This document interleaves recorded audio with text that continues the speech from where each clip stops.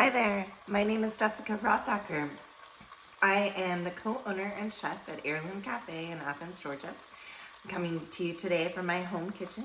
It's a little hard to record a demo in our working kitchen right now because we do require all of our employees to wear masks while they're working, and I thought that it might not be best for me to wear a mask while recording a video. Today we're going to be making brown butter Bourbon chocolate pecan bars. Yes, that's the way we're doing it. Doesn't it sound exciting? It is October, and October is maybe my favorite month out of the whole year. Part of which is because of the cool temperatures and the leaves changing, but part of it is because of all the yummy fall things there are to eat in October. So today I wanted to highlight pecans, which is one of Georgia's highest producing crops, and so let's get started.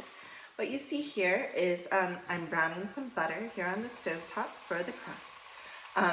So I'm using Banner Butter, which is a company out of Atlanta that does cultured butter. And they have a variety of different butters. They have an unsalted variety, which is what I'm using here. They also have a sea salt. They have some herbs. They have some sweeter options. But we're gonna use our basic unsalted here. And we're browning the butter to try to get a little bit of a nice mellow sort of nutty flavor to these pecan bars. Not that the nuts don't impart enough nutty flavor, but it just is another extra element that makes it really delicious. So basically you would start with your raw butter, you would turn your heat to medium high, and then as it melts and starts to bubble like this, we're gonna see the solids start to separate. And we're gonna cook it for about 5 to 8 minutes until those solids start to turn a slight brownish color. And then we will know that it is done. So while we're waiting for that, I'll tell you a little bit about me and what I do. So my father Travis Birch, and I are co-owners at Heirloom Cafe. It is a small neighborhood restaurant in Athens in the Boulevard neighborhood. And we see our mission as creating community, celebrating local farmers, and telling a story around food. I just really love cooking, and I love making people happy with food, and that's really why I do what I do. And I feel like food is my love language, and I love gifting food. So during the pandemic, I really focused on doing a lot of baking projects, especially with my 3-year-old son. He really loves to bake, and we would be doing about one baking project a week. And early on in quarantine times, we really didn't need to be eating all of those sweets, and so I would kind of force them on my neighbors and leave them on their porch. So this is definitely one that we did a few times and put it on people's porches. So you can see here that we've got some brownness, especially around these outer edges of the pan. And so I think that we are in a good place. So we're gonna go ahead and cut the heat off, and we're gonna let this butter cool for just a few minutes so that it's not gonna be super overwhelming to the rest of the ingredients when we put it in the bowl to mix up.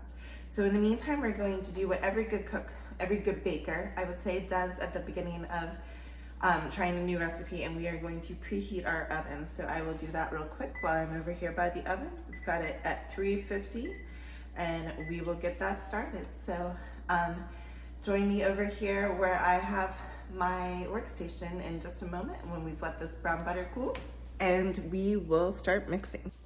All right. Now that our brown butter has cooled just a few minutes, we're gonna bring it over here to our workstation. As you can see, there are solids collected around the side of the pan. We're going to go ahead and pour the brown butter into the bowl, and we're gonna scrape these solids also because that's where some of this flavor is living. So we wanna get all of those solids down into the bowl. Okay. Next, we are going to take a teaspoon of vanilla extract,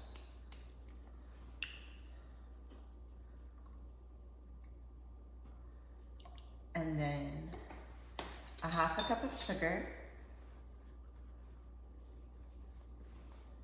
and a half teaspoon of kosher salt.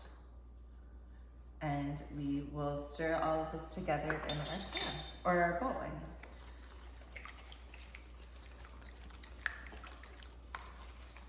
Oh, I wish you could smell this. This butter smells amazing. So next we're going to take some Dayspring flour. So Dayspring is a farm in Danielsville that is growing wheat and corn, and they are milling it themselves, and they are a family business. They do a really great job. They have a beautiful property. They work very, very hard, and they produce beautiful all-purpose flour, wheat baking powder, wheat baking flour, whole wheat flour, bread flour, cake flour. They've got cornmeal and grits and all these beautiful grains that they mill down themselves. And it's just a really beautiful operation. So we're gonna put a little bit of the all-purpose Dayspring flour in, and we'll go ahead and stir that a little at a time so that it's not overwhelming the ingredients here. This is gonna be 2 cups total that we'll be working with. And this is going to form the crust for our pie bars. So, I don't know about you, but Thanksgiving is kind of my happy place as far as food goes. It's one of my favorite holidays. Definitely as far as a food-based holiday, it is my favorite holiday. So this would be a perfect dish to bring to a family potluck Thanksgiving, or some sort of even a more casual cookie exchange that you might come across at Christmas time. Or like I said before, you should eat the whole bowl or the whole pan all yourself. So you can see how the flour is starting to bring everything together. It's starting to be clumpy. This is similar to like a shortbread crust in texture, where you just want it to like slightly come together. You don't necessarily want to overmix things. And then we're going to put it in the pan from here. So that came together really quickly and really well.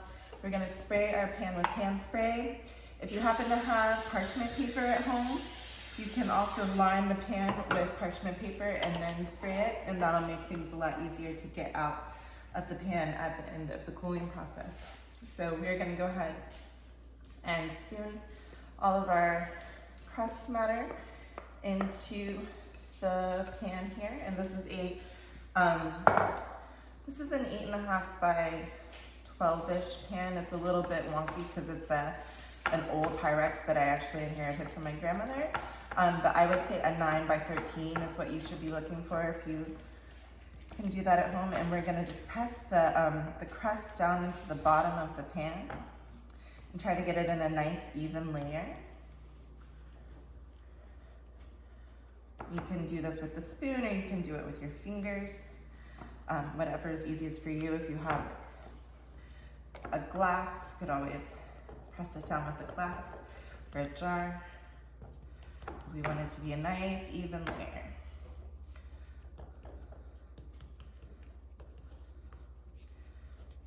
Okay.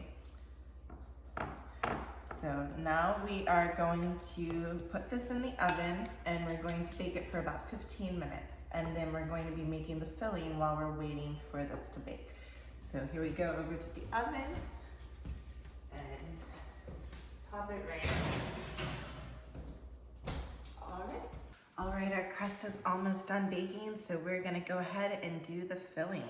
So we're gonna start with 2 tablespoons of melted butter. You could use the Banner butter for this, or you could use regular old unsalted butter if you choose. This is not as important to the flavor component. So we'll do 2 tablespoons of unsalted butter. And then we're going to add in 3/4 of a cup of brown sugar. I prefer light brown sugar for this. Then we're going to put an ounce of ASW Resurgence Rye Bourbon. So this is a company out of Atlanta that's doing a really great job distilling bourbon or bourbon style whiskey, and it's really delicious and smooth and good in cocktails, but it's also good in baking. So 1 ounce is just gonna be 2 tablespoons. So 1 ounce of bourbon, and then we're gonna put in 1 tablespoon of vanilla extract.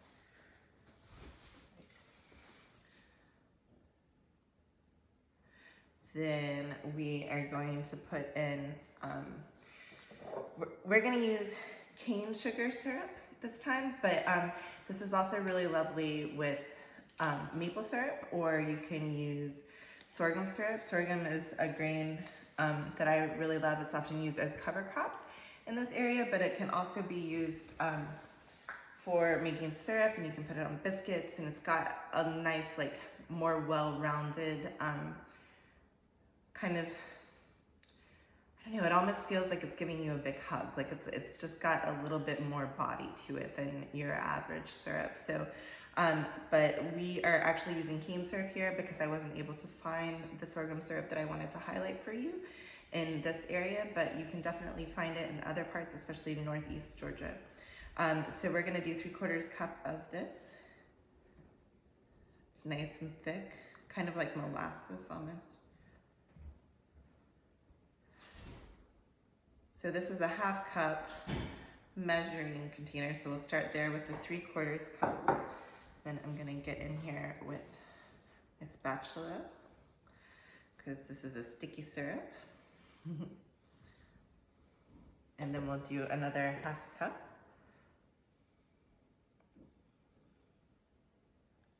So I got this cane syrup I got this cane syrup at Stripling's General Store in Watkinsville, but they also have branches all over the state, and they have lots of really great Georgia Graham products there. So if you happen to be in the neighborhood of one of those stores, I suggest you go in and check it out.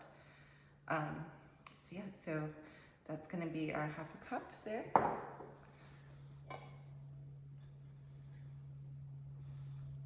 All right.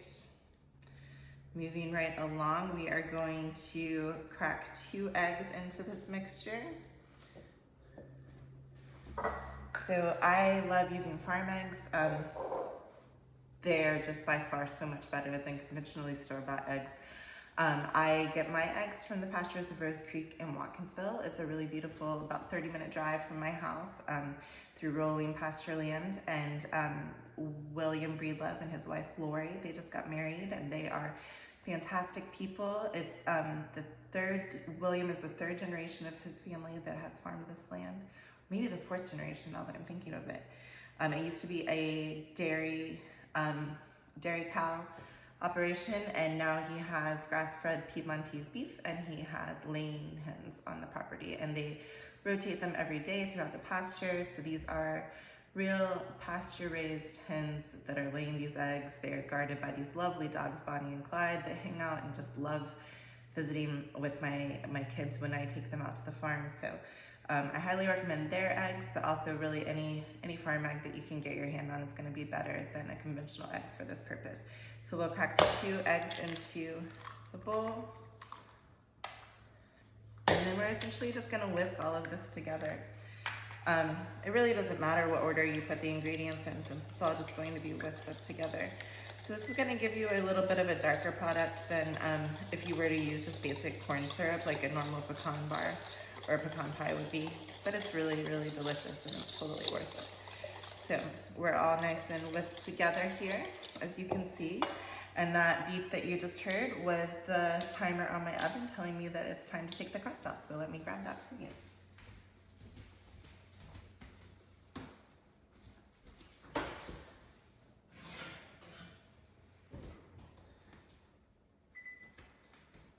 All right, it's looking great.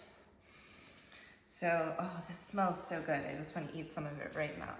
So next up, we are going to take 2.5 cups of pecans or pecan pieces. These are from New Ground Orchards, which is a collaboration of pecan tree fields all over the Sparta area, which is about an hour and a half south of me in Athens. It's about an hour and a half east of Atlanta, down 20. And it's a really great, beautiful community. It was an agricultural hub in the heyday of its time, and now it is kind of a sleepy town, but they have lots of beautiful pecan groves there and farmland, and that's where these pecans come from. So I'm going to sprinkle those. Actually, I'm going to start with the chocolate chips. So going back to the chocolate chips, so these chocolate chips are from Condor Chocolates. They are a local chocolate maker here in Athens.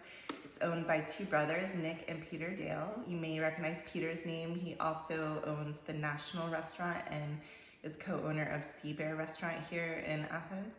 And he and his brother, well, his mother is from Ecuador, and they grew up visiting Ecuador and just really loved the chocolate that they saw there, and they started importing directly from Ecuador the chocolate beans, and now they have a chocolate shop where they, and a factory where they make truffles and they make bars, and they now are making baking chocolate. They have cocoa powder, they have unsweetened baking chocolate, they have chocolate chips, they have all sorts of really cool products. So if you're ever in Athens, check it out. And they also sell retail in stores all over Georgia. So this is a 12-ounce package that I have, and we only really need about 4 ounces. So I'm gonna take about 1/3 of the package and just sprinkle them here in the bottom of the pan. So we're just gonna sprinkle our chocolate chips and then sprinkle our pecans down in the bottom. And this is just gonna give us a nice hint of chocolate. It doesn't have to be overpowering. There's a lot of flavors going on here, so we just want to add one more element to it. This is my dog Levi, you see in the background here. So we've got our pecans spread evenly over the chocolate. Excuse me. And then we're gonna re-whisk our sugar mixture, and we're just gonna pour that evenly over the pecan and chocolate mixture.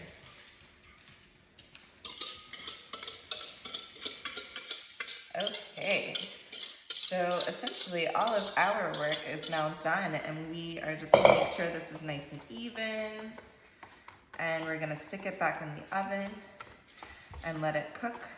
We're gonna bake for about 30 minutes, and then we're gonna take it out and cover it with foil, and we'll bake for another 10 minutes. And then we will take it out and we're gonna let it chill for about 2 hours in the fridge. So I will go ahead and put this in, and then we'll see you on the other side. So.